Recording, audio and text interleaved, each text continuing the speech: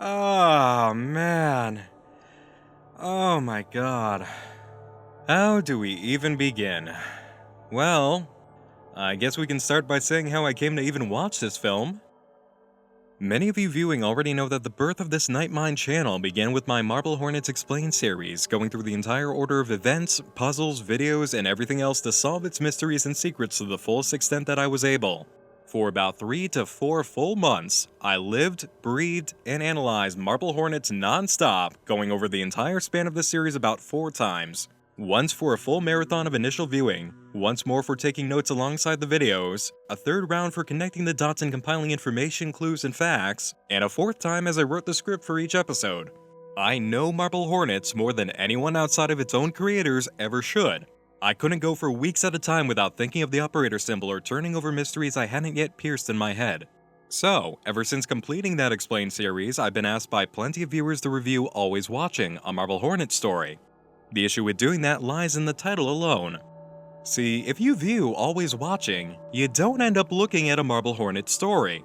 This movie has absolutely nothing to do with Marble Hornets except for a look-alike villain and an Easter egg in the dialogue of a videotape at the very end of the film. To be completely honest, it has about as much to do with Marble Hornets as beehives have to do with the making of Cheerios.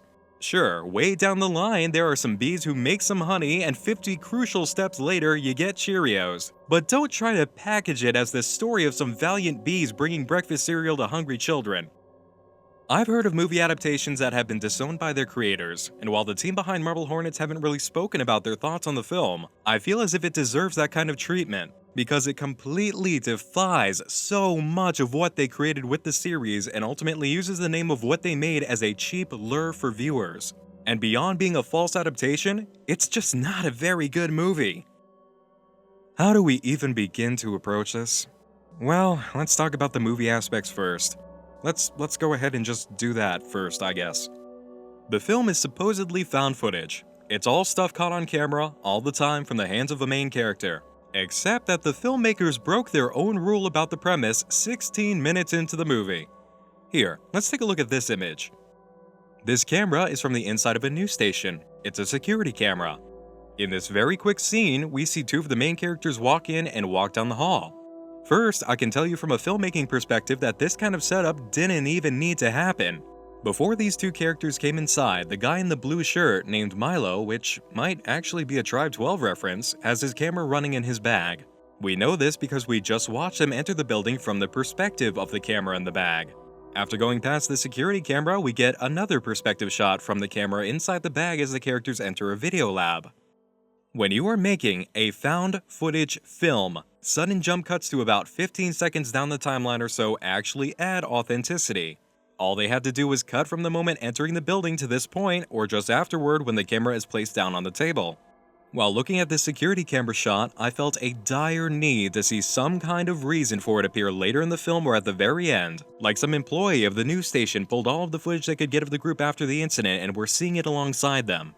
Not only did that not happen, which means there is no story reason for the security camera footage, but thinking about it now, there would also be no reason for an extra detective character at the end to include it either. The security camera angle has no purpose.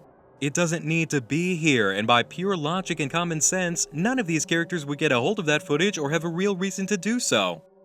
This may not look like a big issue, but it's a symptom of a much larger problem that hurts the film entirely. The creators didn't know how to construct their own found footage narrative properly. We open with footage that has 2 kids running through the woods from Slenderman. I refuse to insult the guys who made Marble Hornets by calling him the operator in this movie because it's not the operator. Those 2 kids run into Slenderman, they get scared, one of them gets possessed, and then murders the other. This is a story issue regarding the operator, so I know it's a premature point, but I needed to bring it up to address the movie issue. This footage never makes its way across the laps of any of our main characters. It's there to set the tone with no rhyme or reason.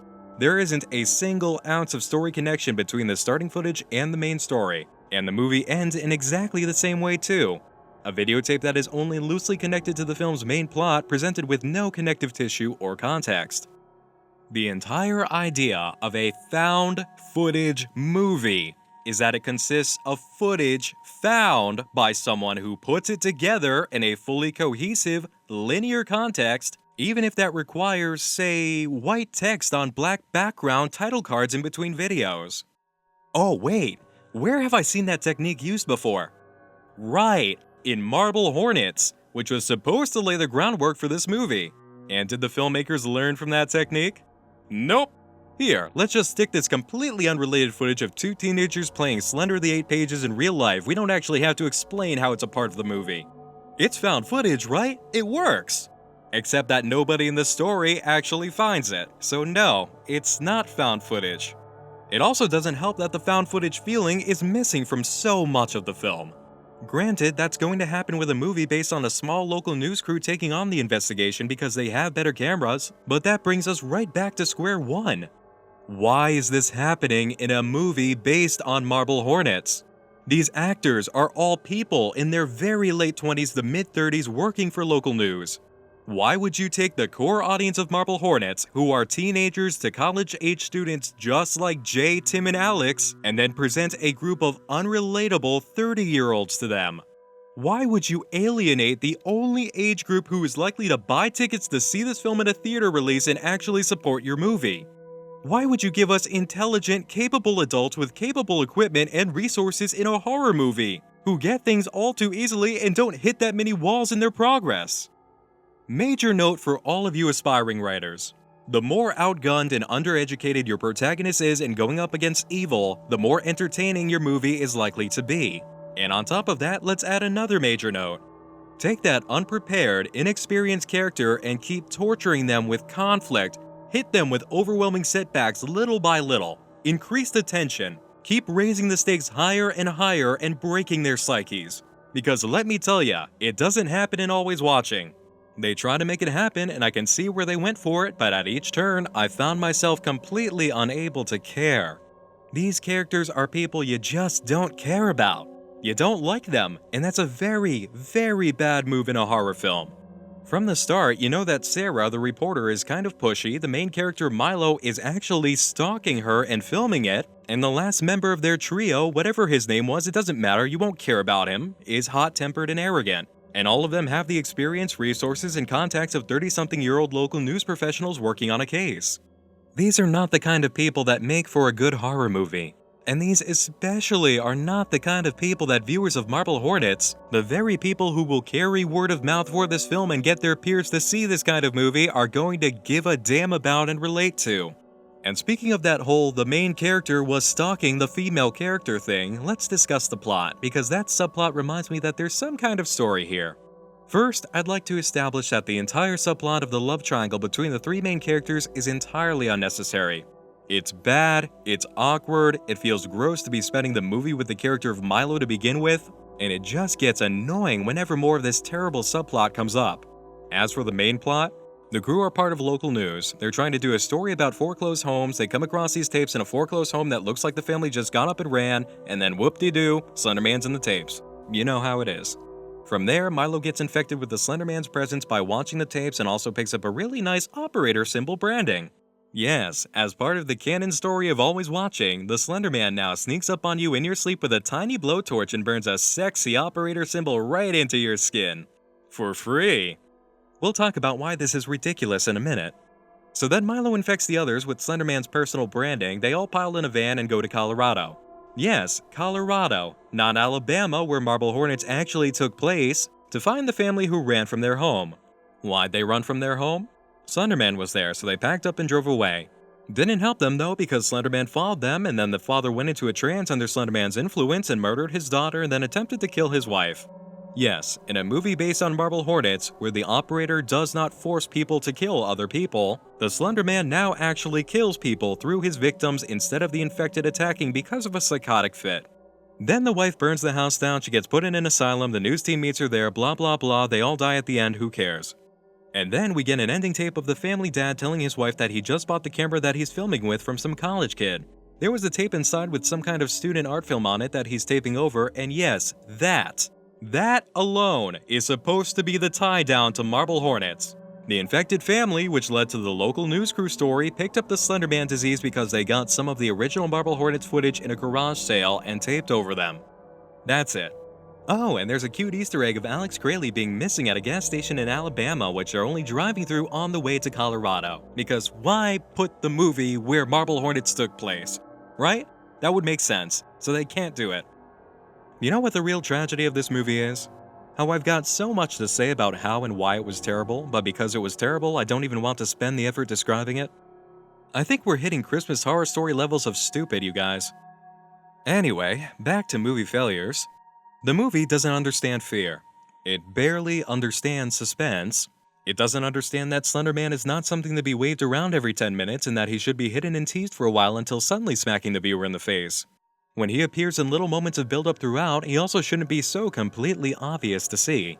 And like I said earlier with the movie mistakes, they really crash and burn on the found footage test. The characters are unlikable and unrelatable, it's not very scary or suspenseful, the subplot was garbage and didn't compel me to know more or see what happens next, the horror movie laws were largely ignored, and the entire film does not live up to the premise of its title. This is not a Marble Hornets story. This barely has anything to do with Marble Hornets. It is an insult to Marble Hornets and what it is. So, talking about insults, let's get back to that whole operator symbol being burnt into the skin thing. When the operator symbol first appeared, it showed up as a symptom of Alex Crayley's illness. It was his personal expression for the Slender Man, a circle with an X through it, meaning no face. Where face should be, it had been crossed out. The film treats the operator symbol like a no-holds-barred symptom of the illness itself and a serial killer's unique signature. Alex was the only one who drew the operator symbol. Jay didn't do it. Tim didn't do it. Our third infected character, who I'm not going to name, didn't do it. If they had, if the operator symbol was meant to be the operator's very own signature, then every infected character in the story would draw it. They would feel compelled to draw it. And even more importantly, if those he followed had an operator symbol burned into their skin, Jay absolutely would have had one. And he would have shown us the very first day it appeared. Jay showed us everything. Tim would have had one too, and we would have seen it when he finally came around to sharing information with Jay. The operator symbol is not Slender Man's personal serial killer signature. It's an expression Alex came up with alone. If it was anything more, we would have seen it in Marble Hornets. And now that we're on the subject of the operator and the idea of serial killers, let's get something straight.